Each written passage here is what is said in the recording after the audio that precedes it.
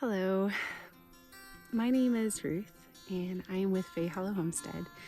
I just got done filming my fourth installment and last installment on my medicinal herb garden, and I came out here to the field to just kind of wander around and enjoy the sounds of a field.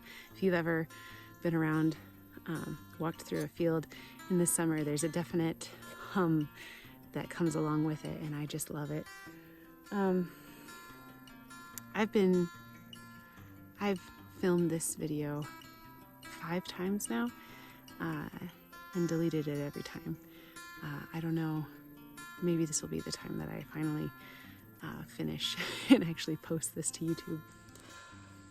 So again, after filming that, which was maybe the 5th time that I've tried filming this video, it's been like a month, maybe more, and I'm out here again editing it and re-editing, and I just decided, you know, I gotta go about this completely different. So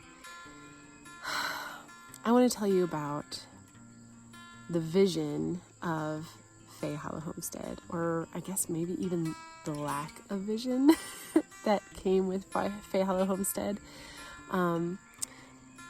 But to give you a little bit of a history of this, I fell in love with homesteading when I was nursing my babies, my twin daughters.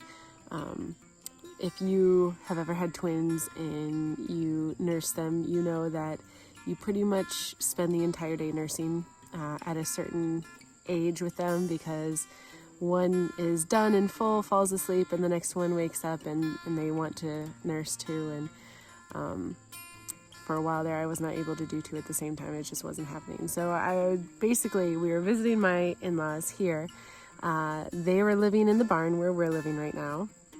This is before they built their house, and before their house was finished. They were in the process of building it. But I was laying on my mother-in-law's bed with the girls and taking care of them in their room, and she had some Mother Earth News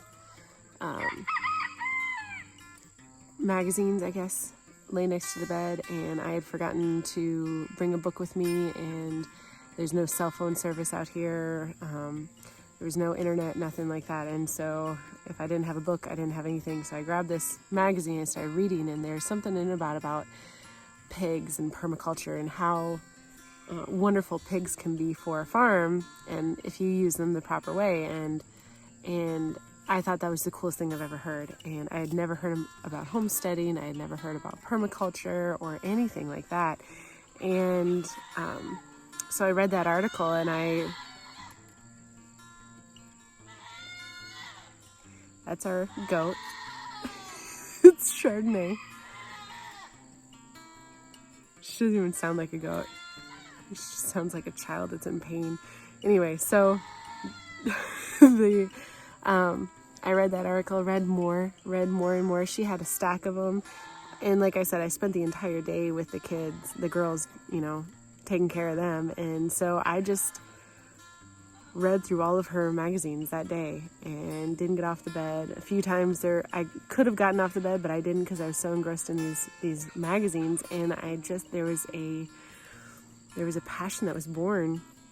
And from then on, I just couldn't get my hands on enough information about permaculture and farming and homesteading and things like that. And so if you see a chicken in here with me, it's because there is one. And she's just a little one, but I have her with me because she's just a little one. And I'm not too worried about her scratching up anything in here, but I wanted her to just kind of get some of the bugs. And some of the ones that I didn't want in here. So she's actually hanging out by the cucumbers, which is really great, because there's some squash bugs that have been on the cucumbers quite a lot lately. And so there we go. There's my problem being fixed with another problem, because the chicken got in without me really like putting her in here. She just got in, but I decided to leave her in anyway. So but I didn't know anything about food forests. There was no articles about food forests in there. there was no, like, it just sparked something in me, right? And so I got all the books that I possibly could and turned where I was into a classroom, kind of like, what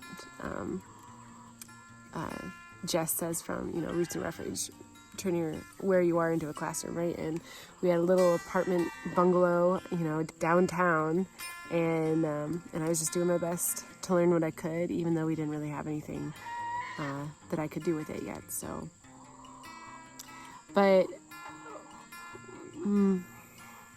okay, so this is the part where things start to get a little bit like editing and re-editing and taking out and moving around, but and just being nervous about posting. When I married my husband, I was not under any ideas that we were going to have money. Like there was no thought in my head, one day, we'll be wealthy. No, he had like a very minimum wage job. I had a very minimum wage job, and it wasn't looking like that was going to change. And it was okay because, we were in love, and I would do it again, 100%, every single time, because I still love this man and I'm still in love with him, and he's somehow, crazily enough, still in love with me. And I don't know how that happened, but I'm thankful and I'll take it. But we've built this wonderful, amazing life together, and money was just never an issue. Like it never really, like, it mattered nothing to me, not at all. Didn't even enter in the equation. Later on, though, once you start having kids, once you start building a life together, money does become more important. And I grew up in a household where we had no money. And he grew up in a household where maybe they had money, but they didn't act like it. Like they were very, very frugal. And I think there was a lot of times when they didn't as well. So our upbringing led us to being very comfortable with not having fancy things, having a lot of things, just finding joy in the free things and stuff like that. And, but when I was growing up, we did move a lot. Like, we weren't in the military. My dad was a teacher, and my mom stayed at home and taught me. But by the time that I'm, like, right now, 34, I've moved 30 times in my life. 30 times. And that started when I was a baby, like there was one time that we lived in a house for 5 years. And then that was like the longest we'd ever been in one single house. And then there was times when I moved several times in a year. Anyway, so my biggest dream was to have a forever home for my kids. It was so important to me. I wanted to find a place where I could put down roots and never move again. And when my grandkids come and visit me, they can stay in the beds that their parents grew up in, like I wanted that is so important to me. And so finding a home and not an apartment was high on my priority list. But that just wasn't happening because, once again, we didn't have a whole lot of money. And it seemed like every time a job or something that I had, even to this day, like even right now, it seems like every time that you're at that point where you're like, finally, we've hit that point where we can start putting money aside and saving it, and we can really start doing this stuff, a wrench gets thrown into it, and you don't. And again, the rug just kept getting ripped out from under our feet, continuously, every single time, every single time. And after a certain point, you just stop hoping, right? And you give up on your dreams. Well, this was after the girls were born, and I was interested in permaculture and all this stuff, but I hadn't planted a garden yet. We hadn't moved out here. No, yeah, we did. We lived out here, but I hadn't really planted a garden yet. And we weren't sure if this was going to be where we're going to stay, right? But I had a dream. Now, this dream was one of only 2 dreams that I've ever had that I know was from God. And in the dream, I was walking up a mountain, and it was dry and dusty and devoid of life. It was as if it was winter, but there was no snow. And I started to hear the sound of water, and this water was starting to run down the hill. It was starting to run down the mountain that I was walking up, and everywhere the water touched came to life, and the ground turned green, flowers started growing and blooming, the trees grew leaves, and the trees also began bearing fruit. Birds started singing. Butterflies were everywhere. You could see animals frolicking, bunnies and all sorts of animals and wildlife and flowers. And there was just abundance. And it had the feel of like what I would imagine the Garden of Eden looking like. And now, knowing what I know now, it was a food forest. And as I'm walking up this mountain, this food forest is surrounding me and enchanting me and romancing me, and it is so peaceful and calm and joyous and good. And then I look up and I see a home, and it is the home that I've always imagined and pictured and dreamed in my life of having. And I heard a voice, and it said to me, and I know it was God. He said, I am going to give you the desires of your heart. Now I know that I was not dreaming of having a food forest then. I wasn't dreaming of having this fruit that I could just pick in my backyard all times of the year and be able to eat and enjoy and share with my children. I didn't even know about it then, but God knew. He knew that this was a desire of my heart before I even did. And it took until maybe 1 or 2 months ago when I was sitting in the food forest, just taking it all in, the beauty, the fruit, the flowers, and it hit me. It looks just like my dream. Now, I was working hard for this food forest, and I worked hard for it, and I'm continuing to work hard for it, but God knew what I wanted, and I believe He has provided me with everything that has gone into this garden. Everything that is good about this is given by Him, and the inspirations and everything given by Him, and here it is. And before I even knew that this was a desire that I had, He did. And He set things in motion where here I am sitting in the food forest and looking around at the abundance and the beauty and the peace. And it's everything I've ever wanted. Now, I don't have a home yet.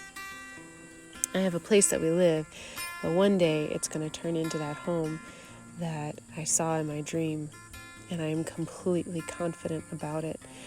I know beyond a shadow of a doubt that that's in the promise too. He said He will grant me the desires of my heart, and the proof is in the pudding at this point. Look at the food forest. Look at everything around me that happened without me consciously thinking, God promised this to me. It's going to happen. I'm going to do it. No, this joyous, wonderful place where I can share with my kids and my family. It was something that He put on my heart and He provided, and I just followed in the path that He set for me. So I am beyond thankful for what I have, and I am so blessed by what is happening before my very eyes, and I am so hopeful now, even in the midst of tragedy and things. The rug still keeps getting pulled out from under my feet on a daily basis sometimes, but I know that home is going to be mine one day. that dream is going to be fulfilled because God promised it, and He is a God who does not lie, and He keeps His promises.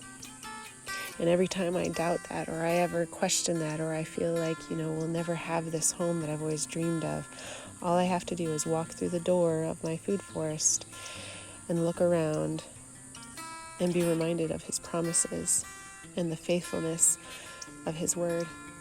And I don't have to doubt or worry or wonder or despair. And if it takes a year, it's okay. And if it takes 10 years, that's okay. Because this forest happened in His timing and at the right time. And I know that my home will happen in His timing and at the right time as well. So at this point, all I have to do is keep working hard and enjoy the ride, because I know that my God provides, and He made me a promise, and I can rest easy in that. And so I'm going to walk through this door, and when I walk through this door, I'm going to rest in that promise, and I'm just going to be at peace about it. So I guess I'm making this video so that I can be reminded myself during the hard times of all that He knows about me and my heart and the promises He's made, and that He's got me in the palm of His hand, and He's got my family in the palm of His hand, and He will continue to care for us in the way that we need when we need it. And I know we don't need a home with 3 bedrooms or 2 bathrooms or a big kitchen or even a separate living space for ourselves. I know that when we do need it, it'll be there. And what a testimony to Him, because I know we don't have the finances for it. I know we don't have a plan on how we're going to get the finances for it. And that's just going to make it so obvious that it's Him coming through. It's Him that all the glory goes to when His promises are fulfilled. And I know that they're going to be fulfilled. And I'm just so looking forward to seeing how He's going to do it. It's going to be incredible and amazing. And I am so blessed to call this God my God, and to be able to have that peace that surpasses understanding, that what we need, when we need it, we will have. And I have proof of it right here in this garden, because there's no way that I could have done this without Him. Thank you for being part of my channel. Thank you for watching these videos and all the encouragement that you guys bring. Thank you for being my sounding board when it comes to food and gardens and forest and medicine and homesteading stuff and hopes and dreams and fears and prayers. I hope you guys have an absolutely wonderful night, and God bless.